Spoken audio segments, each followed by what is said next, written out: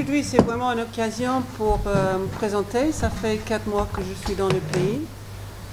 J'ai beaucoup voyagé à l'intérieur du pays, de Obo à Zemio, à Aliendao, à Bria, à Bambari, à Birao, à Ndeli, Kagabandaro, Boar, le Mona, Kinjuli, et certainement il y a d'autres, et PK5. Donc vraiment, je passe beaucoup de mon temps à voyager à l'intérieur du pays pour essayer de mieux comprendre ce qui se passe. Et donc je pense que ça serait utile que je partage avec vous une de ces expériences et comme ça vous allez mieux comprendre la situation de crise dans le pays, la situation dans laquelle la population centrafricaine se trouve actuellement. Donc si je prends l'exemple de Zemio. Zemio, c'est dans le sud-est du pays. On est allé là-bas il y a à peu près 6 semaines. Et qu'est-ce que nous avons trouvé là-bas? On a trouvé une population qui est complètement enclavée. D'aller de Bangui jusqu'à Zemio, Obo, avec des camions, ça prend plus de 2 mois. Donc une population enclavée, avec un marché qui était vide pour la plupart des choses. On a estimé qu'il y avait des denrées sur peut-être 20% de surface du marché. Et on a trouvé aussi qu'il y avait des produits qui coûtaient 5 fois plus cher ce qu'on trouve à Bangui. On a trouvé aussi un hôpital qui ne fonctionne pas, avec des ruptures dans les livraisons de médicaments. Donc il y a une rupture totale pendant 3 mois à cause des problèmes de transport. Et il n'y avait pas de médecin présent à l'hôpital. Et franchement, la situation de l'hôpital était vraiment difficile à comprendre qu'on puisse soigner des personnes dans cet hôpital. Et il faut dire aussi que la présence des agences des Nations Unies est très faible dans cet endroit. Il y avait la présence de OCHA et de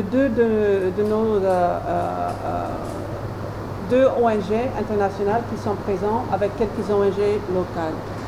Donc vraiment un manque de capacité de répondre à cette situation. En plus, il y a une population déplacée importante qui est dans la ville, qui donc mettent une pression sur la communauté parce qu'eux, ils ont perdu le moyen de subsistance, ils ont perdu tout ce qu'ils avaient.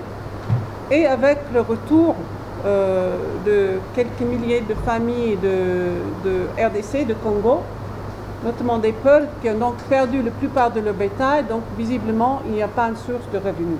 Donc toutes ces choses-là ont créé cette situation vraiment d'urgence à Zemio. Et donc, qu'est-ce qu'on a fait?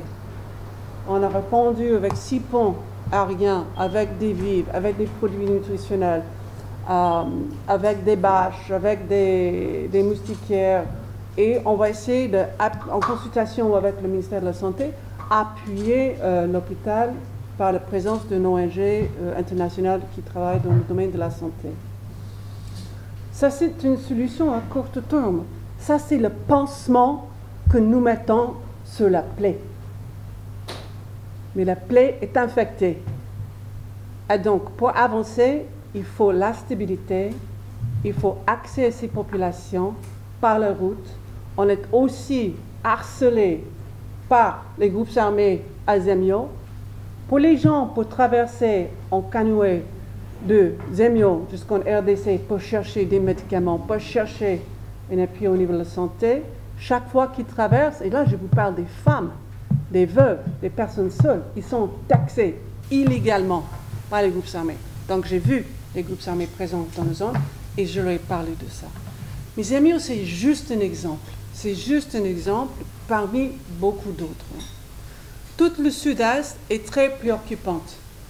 Selon les études récentes qui ont été conduites par les ONG, les agences des Nations Unies, en consultation avec le gouvernement, 500 000 personnes seulement dans le sud-est qui ont besoin d'une assistance quotidienne pour qu'ils puissent manger tous les jours.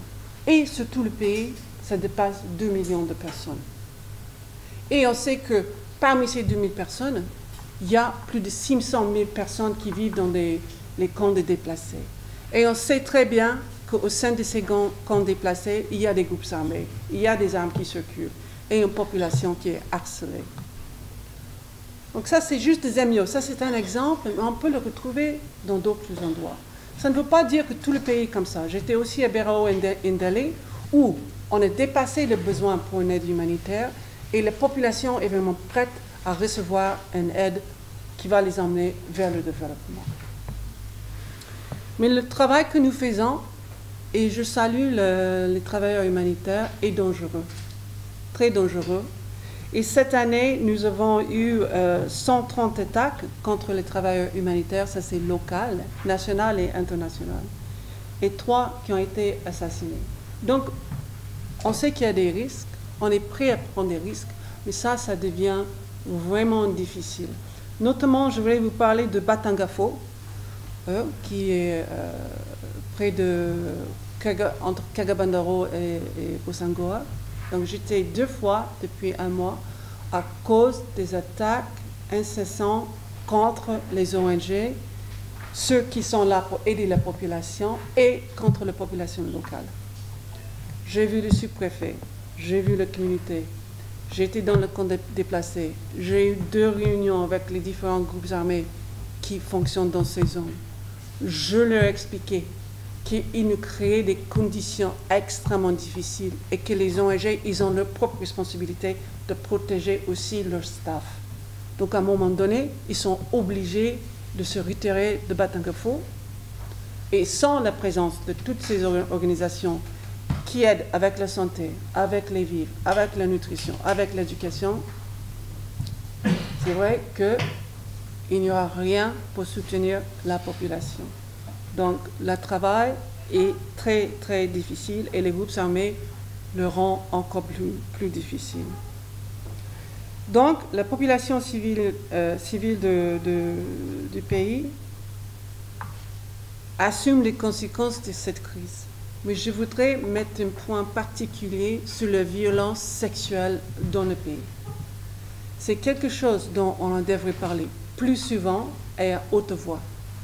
Les femmes et les enfants sont victimes de viols, de violences sexuelles quand elles vont travailler dans les champs pour nourrir les familles, quand elles vont traverser les barricades des groupes armés, quand elles font leurs tâches quotidiennes.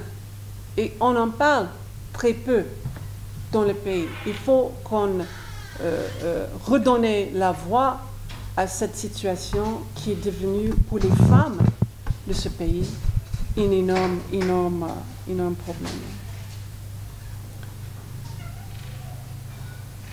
Il y a aussi, et nous avons eu une discussion, une réunion avec le ministre de la Santé la semaine dernière et une conférence de presse sur le risque d'Ebola dans le pays. C'est vrai qu'il y a un risque. Il ne faut pas paniquer, mais c'est vrai qu'il y a un risque. Avec le mouvement de la population entre le RCA, la RDC et le Sud-Soudan. Donc il faut absolument prendre des mesures de précaution pour en discuter avec la communauté locale, parce qu'une des portes d'entrée pour le virus, c'est Zemio. Je vous ai parlé des Zemio tout à l'heure. Comment on va gérer un cas d'Ebola si jamais ça arrive à Zemio? Donc le ministre de la Santé essaie de prendre toutes les mesures de précaution nécessaires. Il a besoin d'un appui. C'était pour ça que j'étais avec lui lors de la conférence de presse. Et on a dit que vous, le média, vous avez un rôle extrêmement important à jouer dans ces discussions pour passer des messages sur la situation de crise dans le pays, sur la réponse humanitaire en cours, sur l'importance de maintenir cette réponse en attendant que les mesures de développement soient en place. Et ça, ce n'est pas une chose qui va se passer en 24 heures. Et pour parler des éventuelles crises comme Ebola. Mais pour passer des messages qui ont l'intention de nous aider à communiquer avec la population, surtout dans ces zones reculées. Quand Moi, j'ai vu, quand la population, les communautés, ils ont accès à une radio, tout le monde est autour de la radio. Ils écoutent attentivement ce que vous dites. Donc, vous avez une grande responsabilité de nous aider tous dans cette situation. Avec ça, je vais m'arrêter. C'était quelques mots d'introduction pour voir si vous avez des questions. Merci beaucoup.